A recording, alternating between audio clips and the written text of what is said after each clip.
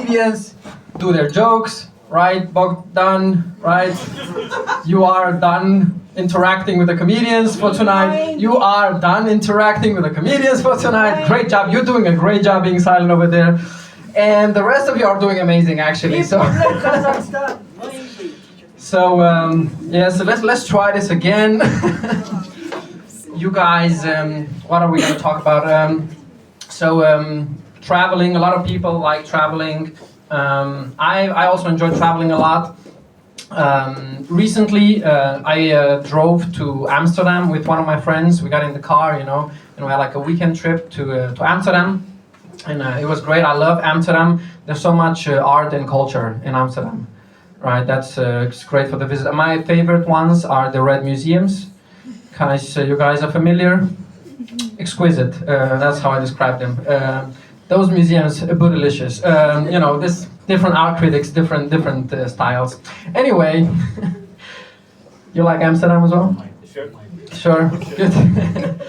Red museums. Haven't been. The museums, bro. Anyway, so as we were saying, we had our fun in Amsterdam. Then we had to drive back to Denmark, but the police stopped us at the border, and they wanted to ask us some questions.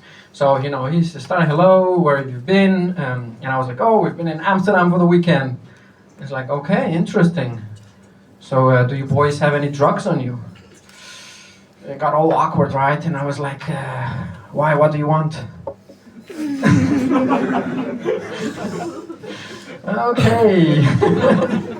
Oh, he wasn't that bad, because then he asking me, so are you high right now? And I was like, excuse me, what'd you say? And so he said, hi, and I was like, hello.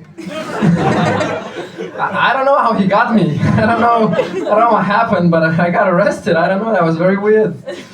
Anyway, so please welcome your next comedian, the very funny, the very scientific, the very brainy Andrew Ferenbach.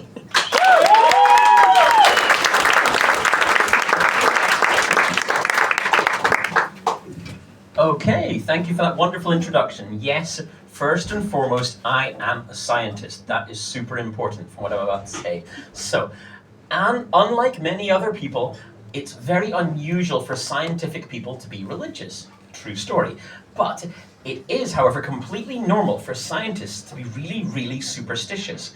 But enough about that. Let's have a brief diversion, because as you may have noticed, I am in fact white. So, and just as the Native American people of America, they have what they call a rain dance, which I'm not going to try and imitate, but it involves lots of shouting and stamping and circles. But did you know there is in fact a British rain dance, which I can demonstrate for you?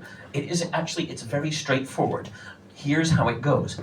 Ooh, it's a nice sunny day. I think we should have a picnic.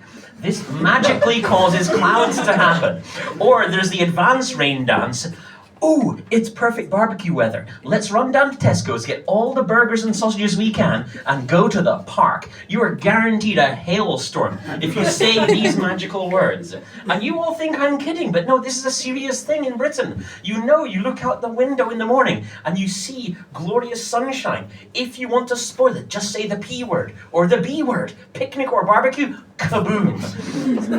A friend of mine, she managed to beat reality because she knew this rule. And she knew if I do the white person rain dance, it's going to be ruined. So she and her friends planned a pumpkin. They used that word, a different P word.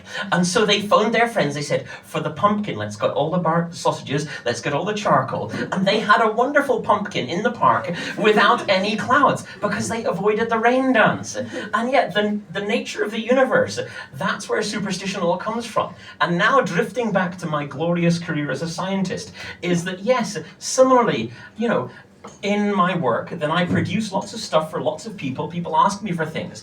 And it's the strangest thing. Anytime I had bad news for someone, if there was a setback, if things had gone wrong, if I had to add 48 hours to my estimate, they're going to be there. I'm going to go to their office, and sure enough, they're there to receive the howlingly bad news that I'm so sorry, I cannot deliver for Friday. How's next Tuesday for you? But if I have everything done, dusted, and ready to hand over to them, were they there? I don't think so. No. Instead, oh, didn't you know she's off on 2 weeks in Tenerife? And similarly, people realized that this was how the world worked. When I complained to them, where exactly were you when I had the great news that I finished ahead of schedule? And so people started ordering stuff for me right before going on holiday, like going to the bathroom in a restaurant and your food gets served. They would know. They run off for an enchanting sunny vacation. They come back. I will have not encountered any problems and I'll have their stuff ready for them. This is true. This is genuine. Heck, I should be publishing a paper on that instead of what I do work for. And similarly, many years ago, because I have worked for the same boss for a long time, and time was, our group was divided into 2 buildings. And so I was in building A, let's call it, and some friends of mine were in building B. And scientists, as well as being intellectuals, are very lazy people. And so rather than spend 5 minutes walking from building B to A to talk to the boss, they thought, I know, let's try phoning him. But he wouldn't pick up. So they would phone my office and I'd say, is the boss in his office? Simple enough. I would go over to the boss's office, stick my head round the door, sure enough, he's there. And I would go back to the phone and I would say, yes, the professor is in the office. And as soon as my hand closed the phone line, then when my friend is on their way, they're 5 minutes out, like some kind of cartoon character, boom, the boss would shoot out the door to places unknown, and I would look like the boy who cried professor every single time. And so, being a white person who's familiar with the white person rain dance, I thought, right, I know where I'm going wrong, it's the words I'm using. And so, I decided, let's mix things up a little. So next time I got the phone call saying, is the professor there? I want to chat to him about something serious. And I'm like, aha, go, stick my head around, and you never saw me, so it isn't that. And I would say, the eagle is in the nest. Repeat, the eagle is in the nest. And bless my soul, sure enough, break the connection. 5 minutes later, my friend turns up and catches him in action every single time. And it's not like he was listening for the professors in the office. Magically, the eagle is in the nest. Guaranteed that my boss would be there, vulnerable and ready for chatting to. It's not like he was trying to avoid people, but this is a reproducible scientific result that I, managed to create. But anyway. So, enough about that. Where was I? Okay, so... This is a brand new routine, so I'm basically making this up as I go along, practically. And similarly, as a scientist, at the end of your PhD, to prance around calling yourself doctor, which I can do, and basically, yeah, exactly, you have to hand in a big-ass thesis, and that's intimidating and unpleasant enough. But then, after you hand over this thesis, imagine a job interview on steroids. They get an expert from the building that you work in who should know you maybe, so maybe they think you're okay. So to avoid bias, they get an expert in from outside in the big world who's like an expert as well, who's clearly going to grill you like the white person's barbecue that isn't rained off. But what they didn't consider is the human element, is because when they got the internal expert, who was a very prestigious lady who I admire a great deal, naming no names, but what they didn't consider is that the external expert was the single biggest fanboy of her ever. And so when my dreaded Viva came up and there was her in the office and then there was this guy next to me, he was just like practically buzzing like he was at a Comic-Con going, I cannot believe I'm sitting next to her. She's so amazing. I am just such a big fan. And so when he was meant to be barbecuing me over coals, instead he was like, I still can't believe I'm sitting next to her. Like, really, I'm sharing the same space. Genuinely, instead of asking me an awkward question, he was like, that paper you published last year, it was amazing. And I'm just like, yes, best day ever. I had the easiest Viva because one of my internal examiners was too busy going, she's here, she's actually here. Oh, but I was unusually lucky. Usually Viva's going for hours and people genuinely are roasted. Mine are just 1 hour, 15 minutes. When I came out, people asked where I hid the bodies because nobody should have finished that quickly. True story. Oh, where was I? Yes. One last segment. Oh, sorry. Oh, Trat, I should not have turned that off. Anyway. So when you're trying to publish a scientific paper, you have to, unlike a thesis, it's much smaller, but still, you have to sort of send it away, and then they'll get 2 different reviewers to have a look at it and tell you what they want to change.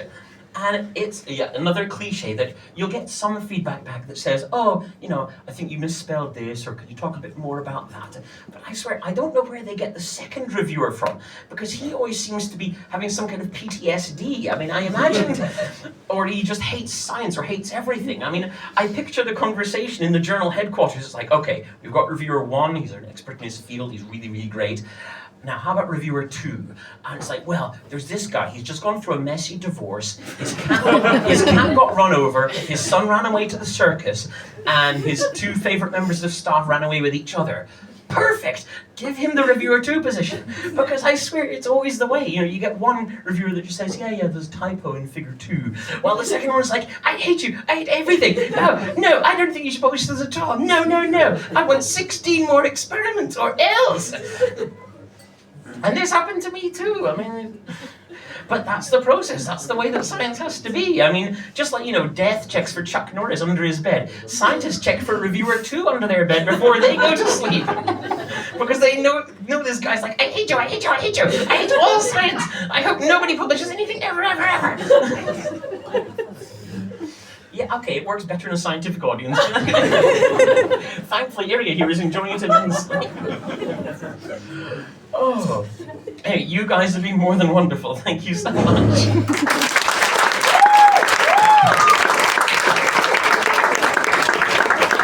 Right, the fucking football's having the more watch the snake. The snake will have